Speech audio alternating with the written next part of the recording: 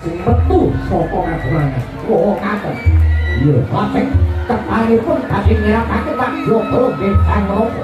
Oleh tangkawak bangsa Bayu Buddha dia iki. Wah, yen wae kowe bendong ati. Hitap yake wadya nonton sira iku akeh jauh.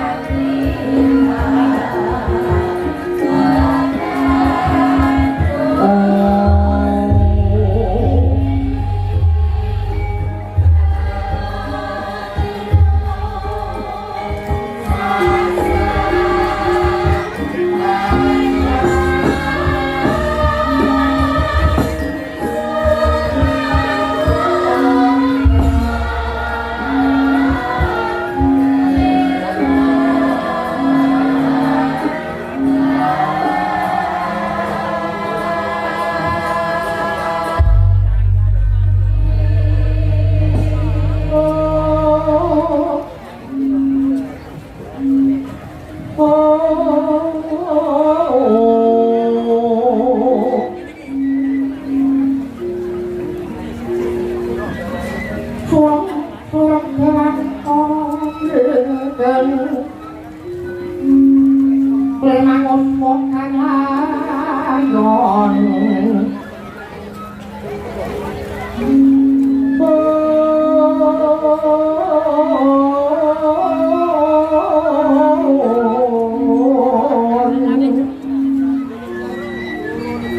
Jalan memak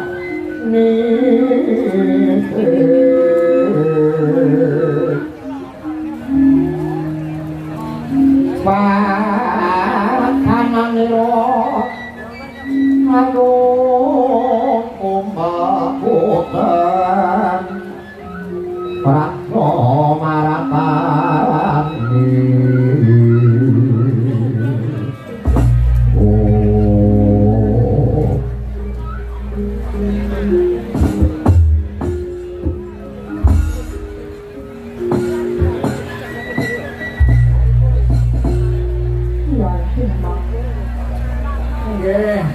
Nyai Dewi yang menjawab Nyai Dewi aku lelaki kecil panarimo sing kampung Yukian dene bersama tuaku kawan anak kumpuk prilangi ono mak mungkin malah besuatu anak nggon paling malah anak Yukian nggih ingkang baken menika panjenengan kayane Kang Putra menika kraos wonten mriki. Nggih saentene nggih Nyai Dewi. Saentene mawon wong pancen nggih wonten dusun nggih kados ngaten menika. Nggih, Nyai Dewi. Nyuwun pangapunten mbok menawi wonten kirangipun Nyai Dewi. Ora ana sing kuwani malah kaporo luwih-luwih. Aku ora bisa mikir upamane aku ora bisa mikir oh mana hilang dengan buka biasa tidak kurang anak-anak nggih wong kula niki guru maosi dados tetuangganing para kawula wonten ing Manahilan. Kula niki sampun dituwake wonten mriki. Mila saking menika menawi wonten tamu saking Jambi badhe nyipeng wonten mriki nggih. Kedah kula saged nyekapi sedaya kabetahanipun Nyai Dewi. Ya, ini lagi kecil simpang pondok kembali ini. Pripun. Tak sawan liwet om dino kelungguan ikut pilih lawan pajak dan puasan ini. Ulawan alang-alang mangan dan beri tak sawan keluar tau puri. Sajak lomokan sengabun-abun dirasani Yai sing kepancen kuwi gerak bentuk sing kok pikir lopo ngorengnya kanjak nombok menawati sarana anak-anak kabeh bisa ngenteng-ngenteng panjang jalaran yen yai cemang susah isih ngompet ora kepenak kuya opo kira-kira kabeh sampeyan aku mampang ngomong kene yai Nuwun sewu. Ampun ngantos lebet anggenipun menggalih Nyai Dewi. Mboten wonten menapa-menapa. Saestu mboten wonten menapa-menapa lakar kula menika sampun sepuh nyatanipun menika nggih wonten kang padusunan. Mbok bilih saben dintenipun menika nggih wonten ewa-ewangan nggih sakala mangsanipun seneng sakala mangsanipun susah menika sampun limpah Nyai Dewi. Langsung Mas janjian nang opo nang nenten lho Nyai Dewi. Nyi. Karo ngomong apa? Matur napa wontenipun kok Ora kena. Loh. Ora kena, kowe ora kena mikir apa-apa. Mung bangune ngene. Nuwun sewu Nyai Dewi. Panjenengan sampun kraos wonten mriki. Aku wis kerasan mapan ora mangati ya. Yen sampeyan sampun kraos wonten mriki malah babar pisan.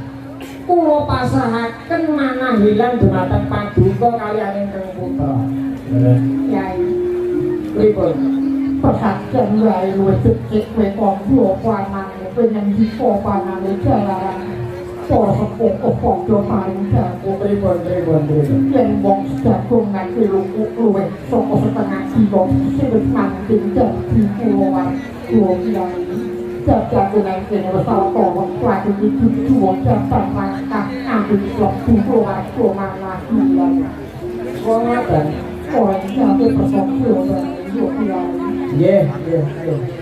Ning nyuwun pangapunten mila kula kala wau sampun matur kaliyan Paduka Nyai Dewi. Menawi Paduka sampun kraos wonten mriki kula pasrahaken mangahilan dhateng Paduka kaliyan ingkang putra. Kula ngaten. Namung saderengipun kula matur nyuwun pangapunten lan sampun dadosaken penggalian Paduka Nyai Dewi. ya rasa itu loh kamu pokok tinggi lagi Manahilan menika ke bawah keraton Ngeka Cakra. Lah, Ratu Ngeka Cakra menika ingkang jejuluk Sang Prabu Bakasura, nggih Sang Prabu Baka niku karemane mangsa daging manungsa. Ngeten. Lah, saben 5 dina pisan tetu angganing para kawula menika kedah saged nyowanaken asok bulbet wujudipun manungsa kangge daharanipun Sang Prabu Baka. Lah mongko dinten menika giliran manahilan kula kedah saged nyaosaken salah setunggal warga kula pasrahaken dhumateng Prabu Baka. Namung dene kula menika sampun dipun tuwakaken wonten mriki ampun ngantos kula menika ngurbanaken kalian warga manahilan prayogi kula kalian keluarga kula kemawon ingkang badhe kula pasrahaken pejah gesang kula Nyai Dewi. apa yo ngono Nyai Nggih, leres menika. Leres. Kula sampun matur dhateng Ki Demang menika ta supados sampun ngurbanaken jiwa raganipun. Ning nyatanipun nggih tetep kados mekaten Sang Dewi. Kiai Piye. jadi umpamanya kowe bisa ngaturake salah siji warga manahilan kowe iso ngaturake abon-abon kanggo Prabu Baka bakal layan tentrem ana masyarakat manahilan kene Mungkin nek kula saged ngurbanaken salah setunggal warga kula menapa kula sowan wonten ing Ngeka Cakra dados tedhanipun Sira Prabu Baka badhe ayem tentrem pun boten enten alangan napa-napa. kono kene kira kawan Kepono kang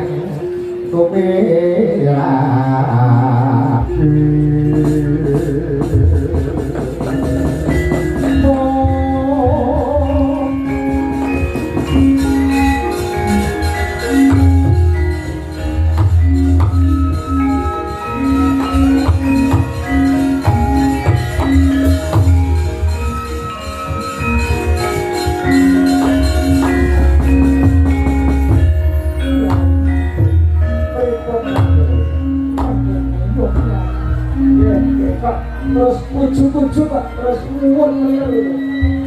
Anjingnya aku terus ngomong kami sama sekolah aku bisa ditanggung jawab mungkin malam-malam malah kabel kabisikan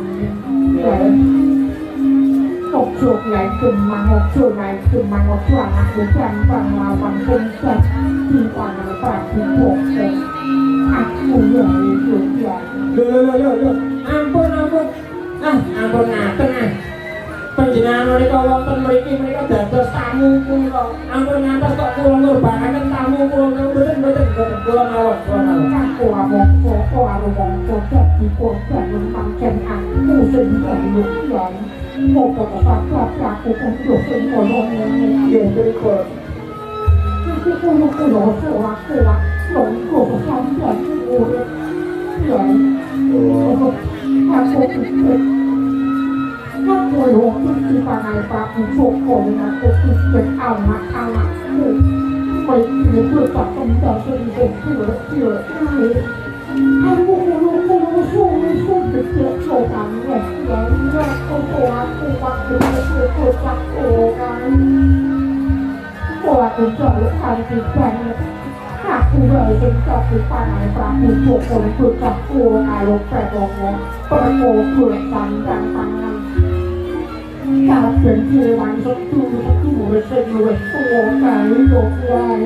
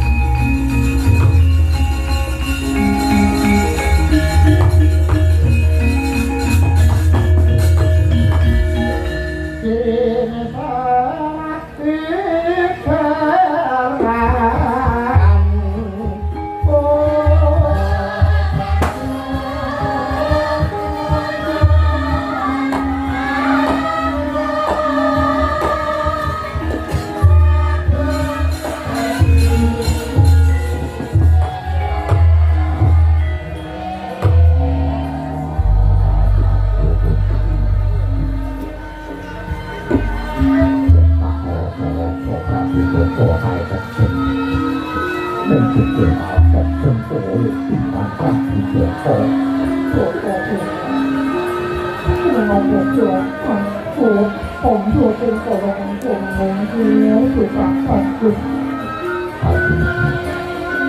ปาปิโสก็ไปปาไม่เดินทางไปที่โคตรการไปที่ทาวาที่นั่นขาและโกงพอของหลายเกิดก่อนการเกิดมาหาวัตถุที่อยู่ในตัวรักของคนในตัวทุกตัวการความรักอามาเลยก็ต้องหายจากตุ๊กปาปิโสว่าเรื่องสามปาเรื่องที่เราโกงเอง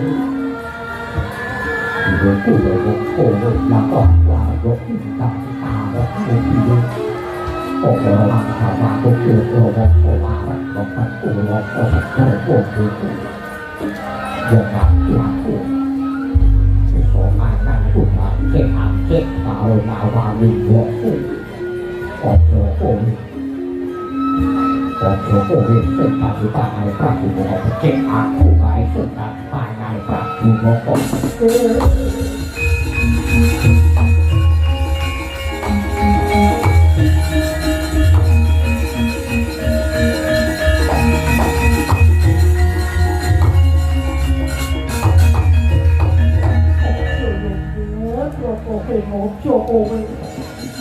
โจโกเป็นจับติดปางอะไรปราบผู้โจโกเป็นเช็คอักผู้ไร ผู้ไร อักผู้ไร ตัวอะไรตัวคนชาวบ้านทำมา แต่ทางนี้ บาลกาบอกพระผู้ทรงอาลัยปาเป็นที่ใจร้ายใจร้ายผู้เป็นอะไรสิ่งฝ่ายหลบหนี ไก่หลักตุ่มตุ่มที่นาโปะ กลายเป็นพระผู้ทรงต่อไปนะผู้เป็นรักเป็นการแต่โอโปโปตรงนี้มาคาราไม่เคยเลยพยองแต่ดาวรานุราวันที่จะจัดนักโกโรดีโรยันเป็นประมาณจัดเป็นอาจจะแต่มาที่มาที่จะจัดนักโกโรยัน มาอย่างไก่หลักตุ่มตุ่มโปะ ถ้าเป็นดูเลยมาตัวเขาที่เราที่โปตั้งที่สุดใจกันละโดยก็เป็นแค่พลังของนักโกโรกับที่โปโอปามายาตัวที่ต้องการพลังข้ามันคนโตโมโนวันตัดแต่โลกที่โปเราไม่เปิดใจในกองโลกมาคนมาเดือดร้อน เออมันจะเรียนมันจะเรียนมันจ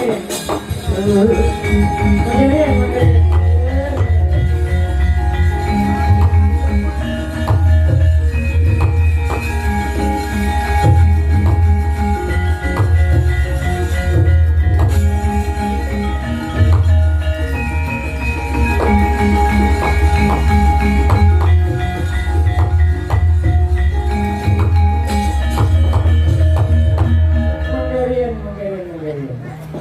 นี่จะต่อมาถึงร่วงเรา ที่โปกับที่เลี้ยที่ไร นี่กี่ว้าวเส้นผีดำบุกไงก็จอกก็เส้นผีดำบุกปากทุกบอกเยอะแต่tangis atau malah ini kewan ngerebuk ngestina ngerembuk prabu ngerembuk ngerembuk perang barang itu wau janjane sampean niku sinten jane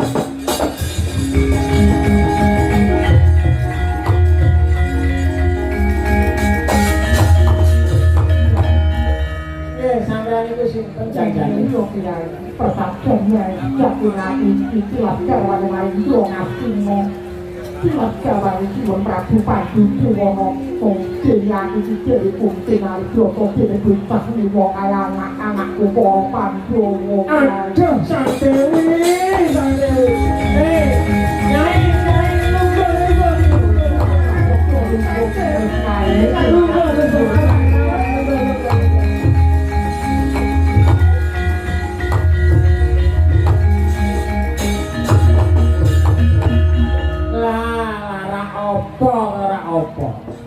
jangan-jangan kula niki jane menajeng ngomong ngoten niku wiwit panjenengan rawuh wonten mriki kula niki kok badhe kula lara iki gek iya apa dudu gek iya apa dudu tibane padha panjenengan Dewi Kunti Kali Brata kanjeng tekono wong niku putra panjenengan iya jamakku berarti putra panjenengan kan Raden Setyaki ya kok ora tau dibayang. Lho, siapa? Putrane Dewi Kunti ini. Sangat kuat mau pembantu yang dipuntung jiwon izin panenggak senilai trompo keno Pincat kuskai senilai permat izin pembagai pincan rawat panten Lah, sang Dewi, nggih. ngaturaken gonging panggung ingkang tanpa pepindhan lan kula nyuwun pangapunten sadèrèngipun ngawi kula menika mboten mangertos menawi panjenengan mereka sesembahan kula. Malah aku tinggal ngapura suling kakung ngerpoti keluarga Boten ngrepoti pun boten ngrepoti kula lila legawa lair terus ing batos Sang Dewi. Sono kesatuan itu anakku Broto Simo Bok menawet ini apa janji jalanan lagu si Broto Simo kanggo bebrayan aku Arben jadi tameng wong manah ini Nggih, anakku bisa sembuh damping kaskara yen akeh Prabu Joko bakal seno kepedhut sing gawe iris kawula mak kok kene kiai. Pun kula pun pitados ngoten. Kula pun pitados. Yen iki manahilan mesti badhe pikantuk pitulungan saking kersaning Gusti nyatanipun panjenengan rawuh kaliyan ingkang putra wonten ing mriki badhe sabiyantu kaliyan kula. Pun kula pasrah kaliyan paduka. Ya itu manyo Broto Simo Dipun nopo banjur karepmu direki besok akan nopo direki dalam amin pangen sudah dibukti baik tak jayu muka-muka aku bahkan biar pakai Prabu Joko hati dapat kehatan orang koko ini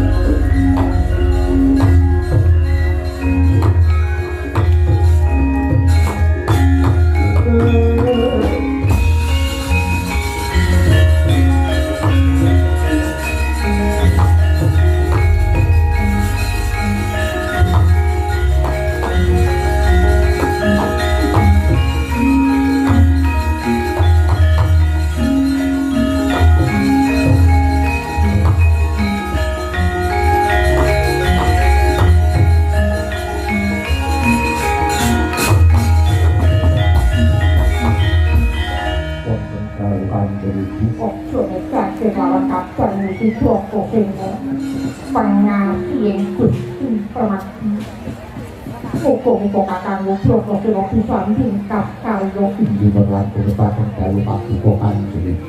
Kanjeng Mang Kula Sang Dewi perintah marang anakmu supaya ngrekake kabeh wong-wong kadesan kabeh ngeseni kelawan si Provingo nggih nggih ngestokaken dawuh Sang Dewi nggih ngestokaken dawuh pun kula jagake mesti menangi. Condong rawan Wonten timbalan karena dalu sang dewi. nuwun pangestu marang bapakmu kewan-ewan ngono lakoni iyo rawan Inggih, Kanjeng Rama kula nyuwun pamit badhe nyawekaken para nem-neman mombyong lampahipun Raden Bratasena. Iya tak pangestani banyu wingi pangestuku marang kowe. Kabeh derek madya bola kabeh nderekake. Ayo nyi kowe ndang blocone pasar nyi. Syukuran nyi, syukuran.